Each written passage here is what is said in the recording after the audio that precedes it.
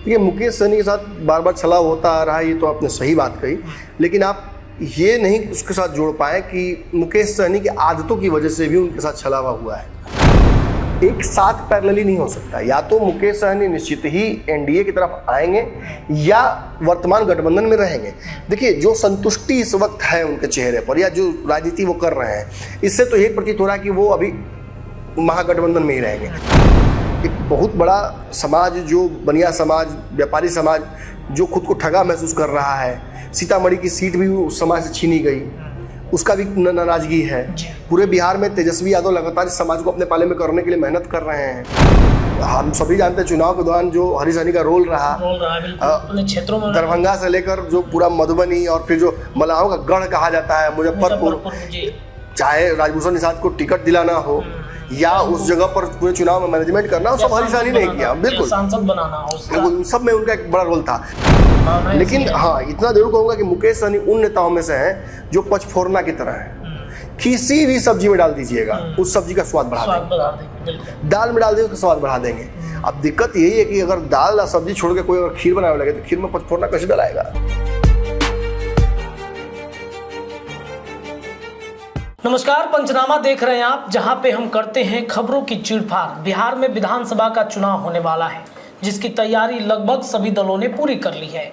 लेकिन बिहार में मुकेश सहनी की कैसी पार्टी है जो अब तक ये लगातार कोशिश कर रहे हैं कि बिहार में किस दल के साथ हम जाएंगे। देखिए, मुकेश सहनी ने जिस तरीके से बिहार में अपने पार्टी को लॉन्च किया, हर दलों का समर्थन मुकेश सहनी को रहा है। लेकिन आने वाले समय में मुकेश सहनी ने जिस तरीके से, चाहे वो तेजस्वी यादव हो या फिर भारतीय जनता पार्टी हो, उनको मजबूत करने का काम किया है। बजाबता इसके देखा जाए तो मुकेश सहनी को कोई भी दल ने समर्थन नहीं किया, लेकिन मुकेश सहनी अपने जो बयान थे उस बयानों पर अड़े रहे। अपनी जो दृढ़ संकल्प थी मुकेश सहनी की, वो उस पर टिके रहे। अब मुकेश सहनी का समय आ चुका है कि 2025 के चुनाव में वो किसके साथ जाएंगे। उन्होंने फाइनल डिसीजन कर लिया है कि अब की बार विधानसभा में अपनी ताकत दिखा देनी है। देखिए, मुकेश सहनी की पार्टी वीआईपी और मल्लाहों का एक बड़ा वोट बैंक, जिसके सहारे, जिनके नाव पर चढ़कर नहीं, चाहे वो नरेंद्र मोदी हो या फिर बिहार के मुख्यमंत्री नीतीश कुमार हो, उनकी नैया पार हो सकती है और पार्टी को मजबूत मुकेश सहनी कर सकते हैं। तो मुकेश सहनी का फैसला क्या होगा, आज का पंचनामा हमारा इसी पर आधारित है। खबरों को चीरफाड़ करवाते हैं अपने संपादक नमन मिश्रा सर के साथ कि मुकेश सहनी ने सर क्या डिसाइड कर लिया है कि अब किनके साथ उनको जाना चाहिए। उनके वोट बैंक पर सबकी निगाहें रहती हैं। मुकेश सहनी भी बहुत पेशेंस के साथ रहते हैं, तेजस्वी के साथ रहते हैं तो भाई बनाकर घूमते हैं, नीतीश कुमार के साथ या एनडीए के साथ रहते हैं तो उनके लिए बड़ी ईमानदारी दिखाते हैं। लेकिन मुकेश सहनी के साथ छलावा बार बार होते रहा है, अब क्या फैसला वो करेंगे। देखिए, मुकेश सहनी के साथ बार बार छलावा होता आ रहा है, ये तो आपने सही बात कही, लेकिन आप ये नहीं उसके साथ जोड़ पाए कि मुकेश सहनी की आदतों की वजह से भी उनके साथ छलावा हुआ है। अच्छा, अगर आप मुकेश सहनी को मानते हैं कि वो बिल्कुल पाक साफ है, बिहार की राजनीति में उनसे कोई गलती नहीं हुई है, तो ऐसा नहीं है। मुकेश सहनी से भी गलतियां हुई हैं। जो एक नए राजनेता के साथ गलतियां होती रही हैं, वैसी ही एक बड़ी गलती मुकेश सहनी से हुई है। उन्होंने परिस्थितियों को समझने में कहीं ना कहीं चूक उनसे हुई। ऐसा ही एक चुनाव में नहीं, 2 चुनाव में हुआ उनके साथ। ताकत बड़ी है, एक बहुत बड़ा जनाधार है, लेकिन एक बात जान लीजिए कि इस जनाधार का कोई एक नेता नहीं हो सकता है। किसी भी जनाधार का कोई एक नेता नहीं हो सकता है। लालू यादव निश्चित ही यादव समाज के एकमात्र नेता नहीं है, वो बड़ा हिस्सा उसका उठा लेते हैं, लेकिन उसकी भी दुकानदारी कई लोगों की है। ऐसे मुकेश सहनी भी बिहार में मलाहों के सबसे बड़े नेता हो सकते हैं, लेकिन एकमात्र नेता नहीं हो सकते हैं। बिहार में आपने देखा कि एक बहुत बड़ा जनाधार भाजपा भी मलाह समाज का अपने पाने में करने की कोशिश हमेशा करती रही है। मुजफ्फरपुर के सांसद तब रहे हों या आज रहे हों, दोनों भाजपा के ही थे और हैं, और दोनों से भाजपा ने उस समाज को अपने पाले में करने की कोशिश की भी। अब तो भाजपा के पास फुल टाइम सहनी लीडर है। आप समझ में किसकी बात कर रहा हूँ। देखिए, बिहार सरकार के मंत्री हैं और एक बड़ी राजनीतिक विरासत के धरोहर के वो भी मैंने हिस्सेदार हैं। हरीश सहनी की बात मैं कर रहा हूँ। हरीश सहनी भी मलाह समाज के एक बड़े नेताओं में से आते हैं, और मगर अगर आप टॉप 1-2 कीजिएगा तो मुकेश सहनी से 19 से 20 होंगे, मतलब कम ज्यादा वाला बात नहीं है। मतलब एक ही सिक्के के 2 पहलू। लेकिन भाजपा चूंकि विभिन्न रणनीतियों पर फिलहाल काम कर रही थी, ओबीसी पर उसका विशेष फोकस था, इसलिए हरि सहनी अपना काम उनको अलग दिया हुआ था। पहले नेता प्रतिपक्ष बनाया, फिर अपने का मंत्री बनाया, लेकिन अब जब सदस्यता शुरू हुई है तो मैंने देखा कि हरि सहनी को जिम्मेवारी बड़ी दे दी गई है। भाजपा के बिहार में जो सबसे महत्वपूर्ण रणनीति है उसका एक बड़ा हिस्सा हरि सहनी को बनाया गया है। और हम सभी जानते हैं चुनाव के दौरान जो हरि सहनी का रोल रहा बिल्कुल अपने क्षेत्रों में, दरभंगा से लेकर जो पूरा मधुबनी और फिर जो मलाहों का गढ़ कहा जाता है मुजफ्फरपुर, चाहे राजभूषण निषाद को टिकट दिलाना हो या उस जगह पर पूरे चुनाव में मैनेजमेंट करना हो, सब हरि सहनी ने किया। बिल्कुल सांसद बनाना हो, बिल्कुल सब में उनका एक बड़ा रोल था। और केंद्र में मलाह समाज के नेता को मंत्री बनाकर भाजपा ने ये साबित कर दिया। देखिए, लोग तो ये भी कहते हैं कि मतलब केंद्र में इस बार मंत्री बनाने में भी बहुत बड़ा हाथ, चूंकि एक नए मंत्री, नए सांसद को जो जीत कर आए, दूसरी पार्टी से आए, उसको तुरंत मंत्री नहीं बनाया सकता है। ये भाजपा की रणनीतियों के थोड़ा सा अलग है, लेकिन फिर भी यदि ऐसा किया गया है तो निश्चित ही यहाँ से एक बात समझ में आती है कि इसमें भी किसी का बड़ा इन्फ्लुएंस था। अब वो इन्फ्लुएंस कौन हो सकता है? हरि सहनी उन नेताओं में से है जिन नेताओं को भाजपा एकाएक उठाती है और कोई बड़ा पद दे देती है, और हम लोग सब जोड़ने घटाने लग जाते हैं, अरे ये कहाँ छूट गए थे, हमारे रडार में थे नहीं। तो भाजपा जैसे मनोज यादव, मनोज मिश्रा को, मनन मिश्रा तो अपने जगह पर राज्यसभा वाले बोल रहे हैं, हमें मुख्यमंत्री की बात कर रहा हूँ, मध्य प्रदेश के मुख्यमंत्री हो या राजस्थान में कोई बड़ा फैसला लिया या और राज्यों में फैसला दिया जा रहा है, एकाएक संघ से उठाकर किसी को उठाकर ऊपर किया जा रहा है। तो संघ के पुराने नेता रहे हैं हरि सहनी। और जो ईबीसी समाज है, इसका एक बहुत बड़ा वोट बैंक है, जिस वोट बैंक को भाजपा को यदि अपने पाले में करना है तो उसे ईबीसी नेताओं को आगे बढ़ाना होगा। और ईबीसी में एक बहुत बड़ा वोट, सबसे बड़ा वोट अगर किसी समाज का है तो वो मलाहों का है।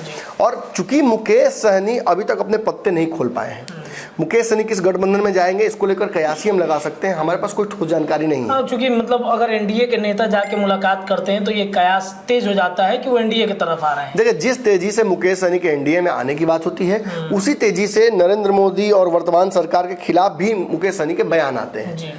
तो दोनों एक साथ पैरेलली नहीं हो सकता। या तो मुकेश सहनी निश्चित ही एनडीए की तरफ आएंगे या वर्तमान गठबंधन में रहेंगे। देखिए, जो संतुष्टि इस वक्त है उनके चेहरे पर या जो राजनीति वो कर रहे हैं, इससे तो यही प्रतीत हो रहा है कि वो अभी महागठबंधन में ही रहेंगे। और जो मुझे पता है कि सीटों के एक्सपेक्टेशंस उनकी है चिराग के बराबर या उस तरीके का, वो भाजपा इस बार पूरी नहीं कर पाएगी, क्योंकि भाजपा के अंदर भी तो सीट को लेकर के मारामारी चल रहा है। क्या मुझे लगता है कि बिहार में एनडीए का स्वरूप थोड़ा और बड़ा होगा इससे।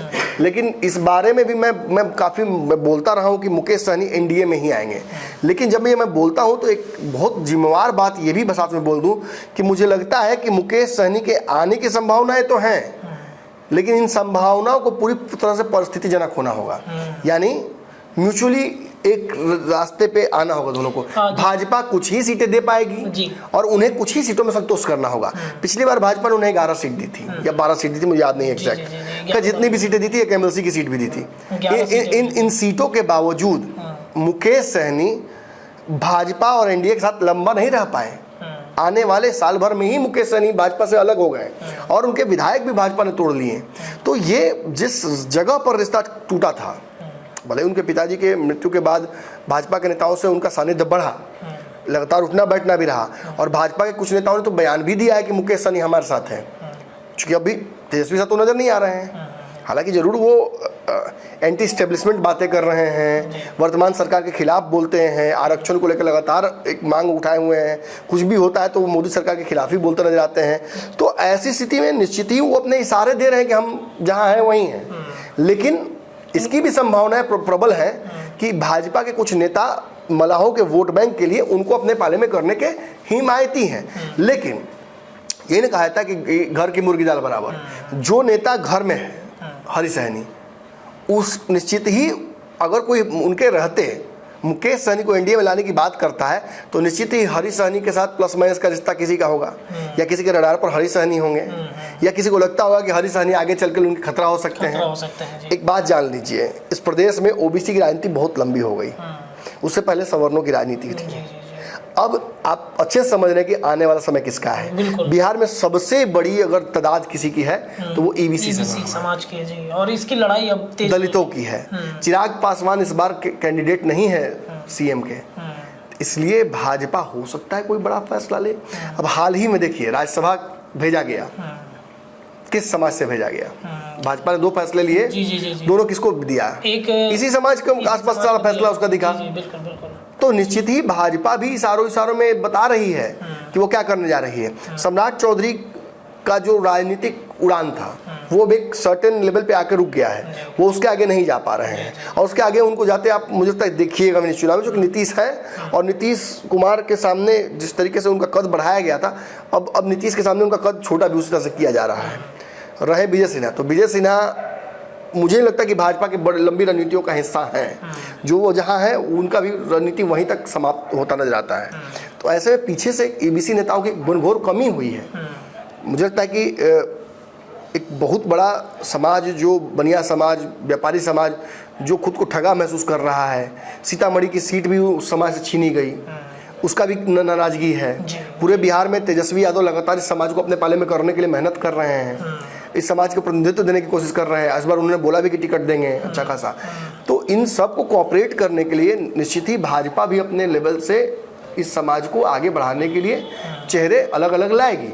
और सुशील मोदी के भी मतलब ना होने के बाद एक बड़ा वैकेंट स्पेस बिहार की राजनीति में बनता है, जिसे पूरा करने के लिए बिहार में अन्य नेताओं के बीच में भाजपा एक तरह से कहा जा सकता है कि छोटा छोटा सर्वे करा रही है, पूल सर्वे। हाँ, एक एक्सपेरिमेंट भी भाजपा करके देख रही है। उन एक्सपेरिमेंट का हिस्सा हरी सहनी है, वो दिख रहा है पैटर्न से भाजपा के। तो मुझे लगता है कि मुकेश सहनी और हरी सहनी, इन दोनों के बीच भाजपा कहीं ना कहीं एक रास्ता निकालने की कोशिश करेगी। या आने वाले समय में मुझे लगता है कि आप अगर जैसे ही मुकेश सहनी के इस तरफ थोड़ी भी आने की संभावना, जैसे पिछली बार आपको याद होगा मैंने कहा था कि मुकेश सहनी लगभग एनडीए में आ गए थे, कुछ जो बिहार में तथाकथित रूप से बड़े नेता हैं भाजपा के, वो कोशिश भी कर रहे थे मुकेश सहनी को लाने का, लेकिन प्रभारी और राष्ट्रीय अध्यक्ष और जो पार्टी के सर्वे सर्वा हैं वो सब नाराज हो गए थे। और उस नेता की कुछ दिन तक अच्छी खासी मतलब राजनीतिक फजीहत भी हुई थी। मतलब जिद पे अड़ गए थे कि मुझे इतना ही सीट चाहिए, ज़्यादा सीट चाहिए। वो तो ठीक है, वो तो देखिए वही तो मुकेश सहनी का बचपना है राजनीति में। मुकेश सहनी एक बड़े बड़े नेता हैं, लेकिन वो कंपैरेटिवली जब बात करने लगते हैं वो अपनी उनकी राजनीति हो सकती है, हम उन्हें मैंने उनके फैसले को छोटा बोल सकते हैं, लेकिन जिस परिप्रेक्ष्य में उन्होंने लिया वो हो सकता है कि उनके हिसाब से उभाया बोलो। लेकिन मुझे लगता है कि अगर वो वर्तमान एनडीए गठबंधन में होते तो मुकेश सहनी बहुत बेहतर स्थिति में होते, अभी केंद्रीय मंत्री होते, मुझे लगता है। तो ये उनको भी पता होगा। इसीलिए मैं कह रहा हूँ कि अब एनडीए में उनका आना इतना आसान नहीं होगा। पहले तो सीटों को लेकर समीकरण नहीं बन पा, दूसरा वो जो पद सोचेंगे वो पद तुरंत मिलने वाला नहीं है, तीसरा हरी सहनी एक बड़ा विकल्प बन गए हैं सहनी समाज के एक बड़े नेता के रूप में। निश्चित ही आप नीतीश कुमार के आने के बाद जैसा हाल हो गया सम्राट चौधरी का, वैसा हाल आप हरी सहनी का होता नहीं देखिएगा, क्योंकि मुकेश सहनी के इस गठबंधन में आने की संभावनाएं लगभग शून्य सी हो जाती जा रही है धीरे धीरे। जैसे जैसे समय बीत रहा है वैसे वैसे घटता जा रहा है। और जो गठबंधन है तेजस्वी यादव का, उस गठबंधन में भी मुकेश सहनी के लिए बहुत रास्ता नजर नहीं आ रहा है। तो देखिए मतलब कहने का मतलब कि सीट तो मुकेश सहनी के एक्सपेक्टेशन के हिसाब से एनडीए दे ही नहीं पाएगी। और रही बात तेजस्वी यादव की, तो तेजस्वी यादव की भी मन में एक रणनीति इस बार है, जो गलती उन्होंने कांग्रेस के साथ की थी पिछली बार, उस गलती को रिपीट नहीं करेंगे। और मुकेश सहनी के लिए इसलिए कहीं ना कहीं मैंने सिचुएशन जो है वो थोड़ा क्रिटिकल होता जा रहा है। मुझे लगता है मुकेश सहनी एक बड़ी ताकत तीसरे मोर्चे में भी हो सकते हैं। अब क्या पता प्रशांत किशोर के साथ उनका रिश्ता हो जाए, हो सकता है कोई नई रणनीति बन जाए। लेकिन हाँ इतना जरूर कहूंगा कि मुकेश सहनी उन नेताओं में से हैं जो पचफोरना की तरह है, किसी भी सब्जी में डाल दीजिएगा उस सब्जी का स्वाद बढ़ा देंगे, दाल में डाल दीजिए उसका स्वाद बढ़ा देंगे। अब दिक्कत यही है कि अगर दाल या सब्जी छोड़ के कोई अगर खीर बनाने लगे तो खीर में पचफोरना कैसे डलाएगा। एनडीए में ऑलरेडी एक समीकरण बन गया है, उस समीकरण पर वो काम कर रहे हैं। मुकेश सहनी ने भी ये बातें लगभग कई बार बोली हैं कि वो एनडीए की तरफ बहुत आने के लिए इच्छुक नहीं, क्योंकि उनको पता है आएंगे काल लेने के लिए 10 गो सीट 5 गो सीट, क्योंकि सीट का मारामारी तो इधर पहले ही मारामारी बहुत मारामारी है। जीत की गारंटी है, ज्यादा जीतिएगा। जो इस बार लड़े चुनाव तो कहाँ जीत पाए बेचारे, प्रयास तो खूब किया, कई जगहों पर वोट भी ज्यादा लाया, लेकिन मुझे लगता है कि मुकेश सहनी अपनी इच्छा से प्रत्याशी नहीं दे पाए, जिसकी वजह से ये प्रॉब्लम हुई है। हाँ, वही मैं प्रश्न यही है कि मुकेश सहनी ये फैसले पहले क्यों नहीं कर लेते हैं कि मुझे किधर जाना है? देखिए, अंतिम समय में होता है। अगर चिराग पासवान के कोई भाजपा पेज फंसा देती तो चिराग पासवान भी ऐसे ही फंसे थे। पशुपति पार्षद तो बेहतर स्थिति है ना मुकेश सहनी की। बिल्कुल। चिराग का नाम लेकर उन्होंने राजनीति की, लेकिन कि भाई हमको चिराग से ज्यादा सीट चाहिए, तो फिर भी वो बेहतर स्थिति में है ना चिराग पासवान से, पशुपति पार्षद से। बिल्कुल। लेकिन हाँ, ये सच बात है कि भाजपा को एक सर्टेन एफिनिटी है चिराग पासवान से, नीतीश कुमार से, तो उनकी जगह तो भाजपा किसी को देने नहीं जा रही है। लेकिन भाजपा का, मैं वही आज की खबर में समझाने की कोशिश आपको कर रहा हूँ कि एक हिस्सा छोटा सा भाजपा का कोशिश कर रहा है कि मुकेश सहनी को लाएं। राजभूषण चौधरी का और हरीश सहनी का जो बढ़ रहा है कदर, हरिवंश सहनी का राजभूषण सिंह के माध्यम से या और लोगों के माध्यम से उसको कम किया जाए, ये कोशिश चल रही है। और उसी रणनीति का बाई प्रोडक्ट है कि उनको लाने की कोशिश इधर की जाएगी, लेकिन ऐसा होता मुझे दिख नहीं रहा है। मुझे लगता है कि मुकेश सहनी वर्तमान गठबंधन में ही रहेंगे जहां है वो। अब परिस्थितियां ऐसी बन रही हैं और मुझे लगता है कि भाजपा हरीश सहनी की तरफ मूव ऑन कर गई है और उस रणनीति पर वो काम करने लगी है। मतलब एक एक्सपेरिमेंट भाजपा ने 2023-24 में शुरू किया था और वो सफल होते हुए दिखा। हाँ, वो 25 में भाजपा चाहेगी उस एक्सपेरिमेंट को करें। अब देखिए, नीतीश कुमार के खिलाफ वाला एक्सपेरिमेंट तो बहुत सक्सेसफुल नहीं हुआ क्योंकि नीतीश साथ आ गए हैं। तो कम से कम मुकेश सहनी वाले मामले में भाजपा, क्योंकि पिछली बार भी भाजपा के नेताओं से मेरी बात हुई तो उन्होंने कहा था कि जो उनकी डिमांड है वो कोई जायज़ डिमांड नहीं है। मतलब कैसे कहा जाए उसको, कहा था कि उनकी बातें बेतुकी हैं, उनकी डिमांड्स बेतुकी हैं, तो उसको हम एंटरटेन नहीं करेंगे। तो हो सकता है इस बार भी भाजपा सोचे कि भाई अब तो ताज़ा जख्म अभी क्या भरना। चलिए देखिए, तो मुकेश सहनी ने ये फैसला कर लिया है कि वो नीतीश के साथ जा रहे हैं या तेजस्वी के साथ, यानी एनडीए के साथ जाएंगे या फिर महागठबंधन में ही रहेंगे। मुकेश सहनी के इस फैसले पर आज हम पंचनामा के माध्यम से चीरफाड़ कर रहे थे। फिलहाल आज के लिए इतना ही, लेकिन अपनी राय कमेंट में रखिएगा। देखते रहिए पंचनामा। बहुत बहुत धन्यवाद।